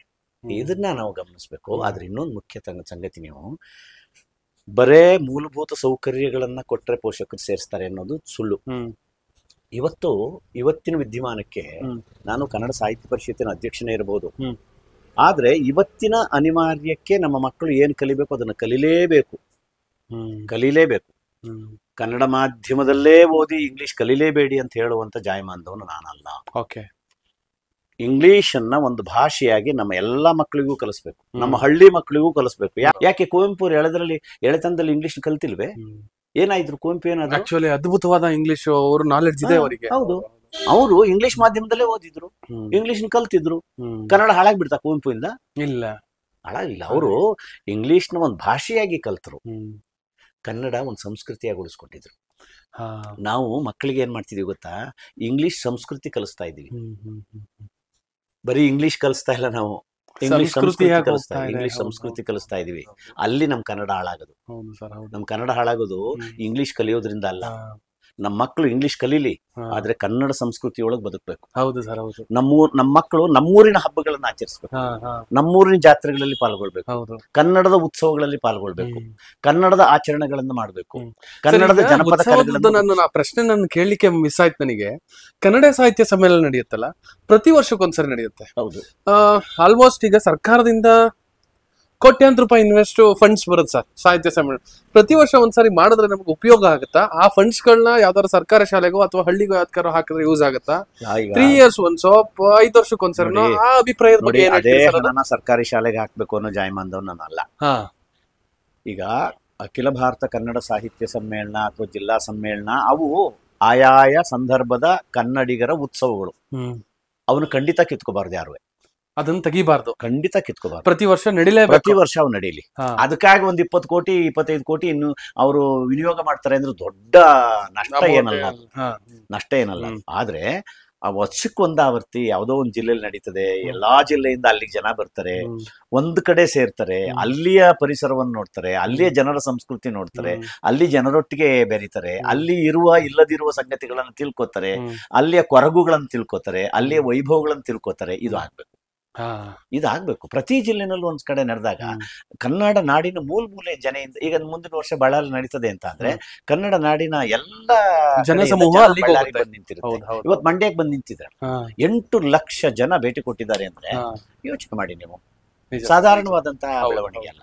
ಆ 8 ಲಕ್ಷ ಜನ ಮೂರ್ ದಿನಗಳ ಕಾಲ ಅದನ್ನ ಒಂದು ಉತ್ಸವದ ರೀತಿ ನೋಡ್ಕೊಂಡು ಹೋಗ್ತಾರೆ, ಒಂದು ಜಾತ್ರೆ, ಒಂದು ಹಬ್ಬ ಅಂತ ಅನ್ಕೊಳ್ಳಿ. ಏನ್ ತಪ್ಪಾಗುತ್ತೆ? ಅದು ತಪ್ಪೇನಿಲ್ಲ. ಆದ್ರೆ ಒಂದ್ ಸತ್ಯ ಏನು ಅಂತ ಅಂದ್ರೆ ಅದಷ್ಟೇ ನಮ್ಮ ಹಿರಿಮೆ ಆಗ್ಬಾರ್ದು, ಅದೇ ಮಾತ್ರ ಅದೊಂದು ಭಾಗ ಇದ್ದೇ ಇರುತ್ತೆ, ಹೌದಲ್ವಾ ಸರ್? ಇದ್ರ ಮಧ್ಯೆ ಒಂದ್ ಸಣ್ಣ ಪ್ರಶ್ನೆ ಈಗ ತಾನೇ ಮೂಡಿದ್ ನನಗೆ. ಬೆಂಗಳೂರಿಗೆ ಹೋಗ್ಬಿಟ್ರೆ ಕರ್ನಾಟಕ ರಕ್ಷಣಾ ವೇದಿಕೆ ಇಲ್ದಾನೆ ಕನ್ನಡ ಸ್ವಲ್ಪ ಪ್ರಾಬ್ಲಮ್ ಆಗಿದೆ ಸರ್. ನಾನು ನೋಡ್ದಂಗೆ ಹೇಳ್ತಾ ಇದ್ದೀನಿ, ಕರ್ನಾಟಕ ರಕ್ಷಣಾ ವೇದಿಕೆ ಬೇಕೇ ಬೇಕಾಗಿದೆ ಅಲ್ಲಿಗೆ. ಬೇರೆಯವರೆಲ್ಲ ಆಂಧ್ರದವ್ರು ಬಂದಿದ್ದಾರೆ, ತಮಿಳ್ನಾಡವ್ರು ಬಂದಿದ್ದಾರೆ, ಬೇರೆ ಪ್ರಭಾಷಾಂತರವರೆಲ್ಲ ಬಂದು ಇಲ್ಲಿ ಸೇರ್ಕೊಂಡಿದ್ದಾರೆ. ಇಲ್ಲಿ ಸ್ವಲ್ಪ ನಮಗ್ ಡಿಸ್ಟರ್ಬ್ ಆಗ್ತಾ ಇದೆ. ಅದನ್ನು ಉಳಿಸ್ಬೇಕು ಅಂದ್ರೆ ಯಾವ ಮೂಲ ಮತ್ತೆ ಆ ದಿಟ್ಟತನ ಹೇಗೆ ತಗೊಂಡು? ಇದಕ್ಕೆ ಕಾನೂನು ಮೂಲಕ ನಾವೇನು ಮಾಡಕ್ಕಾಗಲ್ಲ. ಒಂದು ಮನೋಭಾವ ನಮ್ಮಲ್ಲಿ ಬರ್ಬೇಕು ಕನ್ನಡಿಗರಲ್ಲಿ. ಬೇರೆ ರಾಜ್ಯದಿಂದ ನಮ್ಮ ರಾಜ್ಯಕ್ಕೆ ಯಾರು ಬರಬೇಡಿ ಅಂತ ಹೇಳೋಕ್ಕಾಗಲ್ಲ. ಇದು ಭಾರತ ಸಂವಿಧಾನ ಇದೆ. ಯಾರು ಯಾವ ನೆಲದ ಮೂಲೆಯಲ್ಲಿ ಬೇಕಾದ್ರೂ ವಾಸ ಮಾಡೋಕೆ ಅವ್ರಿಗೆ ಹಕ್ಕಿದೆ ಭಾರತ ಸಂವಿಧಾನದಲ್ಲಿ. ಆ ಮೂಲಭೂತ ಹಕ್ಕುಗಳಲ್ಲಿ ಅದು ಒಂದಿರ್ತದೆ, ಅವ್ರಿಗೆ ಅವಕಾಶ ಇದೆ, ಒಪ್ಕೊಳ್ಳಿ, ಬರ್ಲಿ, ತೊಡಗಿಸ್ಕೊಳ್ಳಿ, ಯಾರು ನಿರಾಕರಿಸೋದು ಬೇಡ. ಆದ್ರೆ ಕನ್ನಡಿಗರಿಗೆ ಒಂದು ಮನೋಭಾವ ಬೇಕು. ಅದೇನ್ ಗೊತ್ತಾ, ಯಾರು ಬಂದ್ರು ನಾವು ಮೂಲತಃ 100ಕ್ಕೆ 100ರಷ್ಟು ಅವ್ರ ಜೊತೆ ಕನ್ನಡದಲ್ಲಿ ನಾನು ಮಾತನಾಡೋಕೆ ಪ್ರಯತ್ನಿಸ್ಬೇಕು. ಅವ್ರಿಗೆ ಸಹಕರಿಸೋಣ, ಬೇಡ ಅಂತ ಹೇಳಲ್ಲ. ಆದ್ರೆ ಅವ್ರ ಜೊತೆನೆ ಅವರಿಗೆ ಕನ್ನಡ ಕಲಿಸೋ ಪ್ರಯತ್ನ ನಾವು ಮಾಡ್ಲೇಬೇಕು. ಈಗ ನಾವು ಇನ್ನೊಂದ್ ಕಡೆ ಹೋದಾಗ ನಾವು ಕನ್ನಡ ಕಲಿಬೇಕು, ಆ ಭಾಷೆ ಕಲಿಬೇಕಲ್ಲಿ. ನಾನೀಗ ಪಶ್ಚಿಮ ಬಂಗಾಳಕ್ಕೆ ಹೋಗ್ತೀನಿ ಅಂದ್ರೆ ಬಂಗಾಳಿ ಭಾಷೆ ನಾನು ಕಲಿಬೇಕಲ್ಲಿ. ಕಲಿತು ಅಲ್ಲಿಯ ಬಂಗಾಳಿ ಭಾಷೆಯ ಮೂಲಕ ಅಲ್ಲಿಯ ಸೊಗಸನ್ನು ನಾನು ತಿಳ್ಕೋಬೇಕು. ನಾನು ಕನ್ನಡನ ಅಲ್ಲಿ ಎಸ್ಟಾಬ್ಲಿಷ್ ಮಾಡೋದಲ್ಲ, ಆ ನೆಲದಲ್ಲಿ ಬಂಗಾಳಿ ಭಾಷೆಯನ್ನು ಕಲಿತು ನಾನು ಬಂಗಾಳಿ ಮೂಲಕ ಕನ್ನಡಕ್ಕೆ ಏನ್ ಕೊಡಬಹುದು ಅಂತ ನೋಡ್ಬೇಕು. ನಮ್ಮ ಬೇರನ್ನ ನಾವು ಹಿಡಿಬೇಕು, ಆ ಬೇರ್ನ ಹಿಡ್ಕೊಂಡು ಬಿಡಬೇಕು. ಬಿಹಾರದಿಂದ ಬಂದಿದ್ದಾರೆ ಅಂತ ಹೇಳ್ತಾರಲ್ಲ, ಅವರು ಒಂದ್ ವರ್ಷ ತಕೊಳ್ಳಿ ಕನ್ನಡ ಕಲಿಯಕ್ಕೆ, ಕಲಿಬೇಕು. ಇವತ್ತು ಬರೀ ಬೆಂಗಳೂರು ಅಂತ ಸಮಸ್ಯೆ ಅಲ್ಲ ಸುಪ್ರೀತ್, ನೀವ್ ಹೇಳ್ತಿದ್ರಿ, ಬರೀ ಬೆಂಗಳೂರಿನ ಸಮಸ್ಯೆ ಅಲ್ಲ. ಇದೀಗ ತೆಂಗಿನ ತೋಟ, ಅಡಿಕೆ ತೋಟ, ಕಾಫಿ ತೋಟಕ್ಕೂ ಸಮಸ್ಯೆ ಆಗಿದೆ. ಯಾಕೆಂದ್ರೆ ಎಲ್ಲಾ ಕಾರ್ಮಿಕರು ಹೊರ ರಾಜ್ಯದವರು ಅವರು ಬಂದಿದ್ದಾರೆ. 2 ವರ್ಷ ಆಗಿದೆ, 3 ವರ್ಷ ಆಗಿದೆ, 4 ವರ್ಷ ಆಗಿದೆ, ಇನ್ನೂ ಒಂದು ಕನ್ನಡ ಶಬ್ದ ಬಳಸಲ್ಲ ಅವರು. ಯಾಕೆ ಹೇಳಿ? ಅವರು ಪ್ರಯತ್ನ ಮಾಡೋಕ್ಕಿಂತ ಮುಂಚೆನೆ ನಾವೇ ಅವ್ರಿಗೆ ಬರೋ ಅರ್ಕು ಮುರುಕು ಹಿಂದಿ ಜೊತೆ ಮಾತನಾಡ್ತೀವಿ. ಹೌದು ಸರ್, ಹೌದು ಸರ್, ಹೌದು. ನಾವೇ ಅವ್ರ ಜೊತೆ ಹಿಂದಿ ನಮ್ ಕೆಲಸ ಮಾಡಿಸ್ಕೋಬೇಕು. ಇಲ್ಲಿ ಗಾರ ಕೆಲ್ಸಕ್ಕೆ ಬರ್ತಾರೆ, ಕನ್ನಡ ಕಲ್ತಿದ್ದಾರೆ ಕೇಳಿ. ಮರ ಕೆಲ್ಸಕ್ಕೆ ಬರ್ತಾರೆ, ಕನ್ನಡ ಕಲ್ತಿದ್ದಾರೆ ಕೇಳಿ. ಟೈಲ್ಸ್ ಹಾಕೋ ಕೆಲ್ಸಕ್ಕೆ ಬರ್ತಾರೆ, ಕನ್ನಡ ಕಲ್ತಿದ್ದಾರೆ ಕೇಳಿ. 10 ವರ್ಷದಿಂದ ಕೆಲಸ ಮಾಡ್ತಿದ್ದಾರೆ, ಇಲ್ಲಿ ಕನ್ನಡ ಕಲ್ತೇ ಇಲ್ಲ ಅವ್ರು. ಯಾಕೆ ಕಲ್ತಾರೆ? ನಾವೇ ಅವ್ರ ಜೊತೆ ಹಿಂದಿಲಿ ಮಾತಾಡ್ತೀವಲ್ಲ. ಅದು ಕಾನೂನಲ್ಲಿ ಮಾಡೋ ಕೆಲಸ ಅಲ್ಲ. ನಾವು ಕನ್ನಡಿಗರಿಗೆ ಮನೋಭಾವ ಕೀಳಿರ್ಬೇಕು, ನಮ್ಗೊಂದು ಕೀಳಿರ್ಬೇಕು. ಅವನೊಬ್ಬನಿಗೆ ಕನ್ನಡ ಕಲ್ಸಂತಡಿ, ನಾನು ಅವನ್ ಕನ್ನಡ ಕಲ್ತ್ರ ಅವನ ಜೊತೆ ಕನ್ನಡದಲ್ಲಿ ಮಾತಾಡ್ಬೇಕು, ಕಲಿಸಿ ಮಾತಾಡ್ಬೇಕು. ಕಲಿಯವರಿಗೆ ನೀವು ಸಣ್ಣ ಪುಟ್ಟ ಇಂಗ್ಲಿಷ್ ಹಿಂದಿ ಪದ ಬಳಸಿ ತಪ್ಪು ಅಂತ ಅಲ್ಲ, ಕಲಿಸ್ಬೇಕು ಅದ್ರ ಜೊತೆಗೆ. ನೋಡು, ಹಿಂಗಂದ್ರೆ ಹಿಂಗೆ ಕಣೋ ಅಂತ ಹೇಳ್ಬೇಕು ಅವ್ರಿಗೆ, ಹೌದಲ್ವಾ? ಅದ್ ಮಾಡಿದ್ರೆ ಅವ್ರು ಕನ್ನಡ ಕಲಿತಾರೆ. ಅನಿವಾರ್ಯ ಆದಾಗ ಅವರು ಕಲಿತಾರಲ್ವಾ? ನಾವು ಅನಿವಾರ್ಯವನ್ನೇ ಸೃಷ್ಟಿ ಮಾಡದೆ ಹೋದ್ರೆ ಕಾನೂನಿಂದ ಏನು ಮಾಡಕ್ಕಾಗಲ್ಲ, ಏನು ಮಾಡಕ್ಕಾಗಲ್ಲ. ನಾವು ನಮ್ಮ ಕನ್ನಡತನ ಅನ್ನೋದಿದೆಯಲ್ಲ, ಅದು ನಮ್ಗೊಂದು ಗೀಳಾಗಬೇಕು. ಒಟ್ಟು ನಾವು ಎಲ್ಲಿದ್ದೇವೋ ಅಲ್ಲಿ ಉನ್ನತವಾದದ್ದನ್ನು ಸಾಧಿಸ್ಬೇಕು. ಈಗ ನೀವು ನನ್ನ ಸರ್ ನೋಡ್ಬೇಕು ಅಂತ ಬಂದಿದ್ದೀರಿ. ಯಾಕೆಂದ್ರೆ ನಾನು ಕನ್ನಡನ ಏನೋ ಒಂದಷ್ಟು ಪರಿಣಾಮಕಾರಿಯಾಗಿ ಮಾತನಾಡ್ತೀನಿ, ಸರ್ ಮಾತನಾಡ್ತಾರೆ, ಕನ್ನಡ ಮಾತನಾಡ್ತಾರೆ ಅಂತ ಹೇಳಿ ಹುಡ್ಕೊಂಡು ಬಂದಿದ್ದೀನಿ, ಹೌದಲ್ವಾ?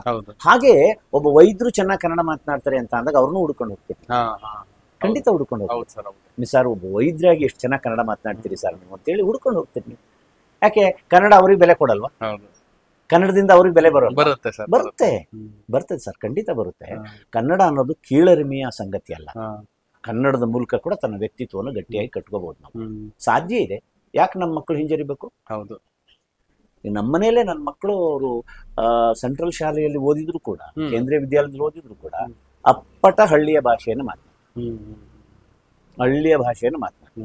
ಕನ್ನಡದ ಭಾಷೆಯನ್ನು ಮಾತಾಡ್ಬೇಕು. ಅದು ಯಾಕೆಂದ್ರೆ ನಾವು ನಮ್ಮ ಮಕ್ಕಳಿಗೆ ಹಳ್ಳಿ ಕಡೆ ಕರ್ಕೊಂಡು ಹೋಗ್ತೀವಿ. ನಾನು ಹಬ್ಬಗಳನ್ನ ಪಟ್ಟಣದಲ್ಲಿ ಆಚರಿಸಲ್ಲ, ಊರಿಗೆ ಹೋಗ್ತೀರಿ. ಪ್ರತಿ ಹಬ್ಬಗಳನ್ನು ನಾನು ಊರಿನಲ್ಲಿ ಆಚರಿಸೋದು. ಪ್ರತಿ ಹಬ್ಬಗಳನ್ನ ನಮ್ಮ ಊರಿನಲ್ಲೇ ಹೋಗಿ ಆಚರಿಸ್ಬೇಕು. ನಮ್ಮ ಊರಿನಲ್ಲಿ ನಮ್ಮ ಸಹೋದರ ಸಂಬಂಧಿಗಳಿರ್ತಾರೆ, ಅವ್ರ ಜೊತೆ ಒಂದ್ ದಿವಸ ಇದ್ದು ಹಬ್ಬ ಮಾಡ್ಕೊಂಡು ನಮ್ಮ ಮಕ್ಕಳ ಸಂಬಂಧಗಳು ಬೆಲೆ ಬರೋದೇ ಆಗ ಸರ್. ನಿಜ ಸರ್. ಈಗ ನಾವು ಆ ಮಕ್ಕಳಿಗೆ ಏನಾಗುತ್ತೆ ಅಂದ್ರೆ ಇಂಗ್ಲಿಷ್ ಬರ್ತದೆ, ಆದ್ರೆ ಕನ್ನಡ ಖಂಡಿತ ಅದಕ್ಕಿಂತ ಚೆನ್ನಾಗಿ ಮಾತಾಡ್ತಾರೆ. ವೀಕ್ಷಕರೇ, ಇಷ್ಟೊತ್ತುಗಳ ಕಾಲ ಡಾಕ್ಟರ್ ಮಲ್ಲೇಶ್ ಸರ್ ಅವರು ಅವರ ಅಮೂಲ್ಯವಾದ ಸಮಯನ ನಮ್ಗೆ ದೃಷ್ಟಿಕೋನ ಚಾನಲ್ ಅವರಿಗೆ ಕೊಟ್ಟಿದ್ದಾರೆ. ಅದ್ರ ಜೊತೆಗೆ ನಾನು ಸ್ಟಾರ್ಟಿಂಗ್ ಹೇಳ್ದಂಗೆ ನಡೆ ಕನ್ನಡ, ನುಡಿ ಕನ್ನಡ, ರಕ್ತ ಕನ್ನಡ, ಭಾಷೆ ಕನ್ನಡ, ಮನಸ್ಸು ಕನ್ನಡ, ಭಾಗಶಃ ಮಲ್ಗಿದ್ರು ಕನ್ನಡನೇ ಅನ್ನೋ ಮಟ್ಟಕ್ಕೆ ಇವರು ಕನ್ನಡನ ಅವರ ಒಂದು ವ್ಯಕ್ತಿತ್ವದಲ್ಲಿ ಒಳಗಾಗಿಸ್ಕೊಂಡಿದ್ದಾರೆ. ಸೊ ಇವ್ರಿಗೆ ಯಾವ ತರ ಧನ್ಯವಾದ ತಲುಪಿಸ್ಬೇಕು ಅನ್ನೋದು ಗೊತ್ತಾಗ್ತಾ ಇಲ್ಲ. ಅವ್ರ ಸಮಯ ಸಿಗೋದೇ ಕಷ್ಟ. ಹಾಗಾಗಿ ನಮ್ಮ ದೃಷ್ಟಿಕೋನ ಚಾನಲ್ನ ವೀಕ್ಷಕರ ಮುಖಾಂತರ ಹಾಗೂ ನಮ್ಮ ಮುಖಾಂತರ, ನಮ್ಮ ಟೀಮ್ ಮುಖಾಂತರ ಧನ್ಯವಾದಗಳು ಸರ್. ತುಂಬಾ ಚೆನ್ನಾಗಿ ಎಲ್ಲಾ ವಿಚಾರಗಳನ್ನ ತಲುಪಿಸ್ಕೊಟ್ರಿ ವೀಕ್ಷಕರಿಗೆ. ಆಗ್ಲಿ. ಇದಕ್ಕಿಂತ ಹೆಚ್ಚಾಗಿ ನಮ್ಗೆ ಹೇಳಲಿಕ್ಕೆ ಏನು ಮಾತುಗಳು ಬರ್ತಾ ಇಲ್ಲ. ಯಾರು ಸಬ್ಸ್ಕ್ರೈಬ್ ಮಾಡಿಲ್ಲ ಅಂದ್ರೆ ಚಾನಲ್ನ ಸಬ್ಸ್ಕ್ರೈಬ್ ಮಾಡಿ, ಕಮೆಂಟ್ ಬಾಕ್ಸ್ ಅಲ್ಲಿ ಏನಾದ್ರು ವಿಚಾರ ಇದ್ರೆ ಕಮೆಂಟ್ ಹಾಕಿ. ಇಷ್ಟನ್ನು ಹೇಳಕ್ ಇಷ್ಟಪಡ್ತೀನಿ. Thank you sir. ನಮಸ್ತೆ. Thank you. ಒಳ್ಳೇದಾಗಿ. Thank you sir.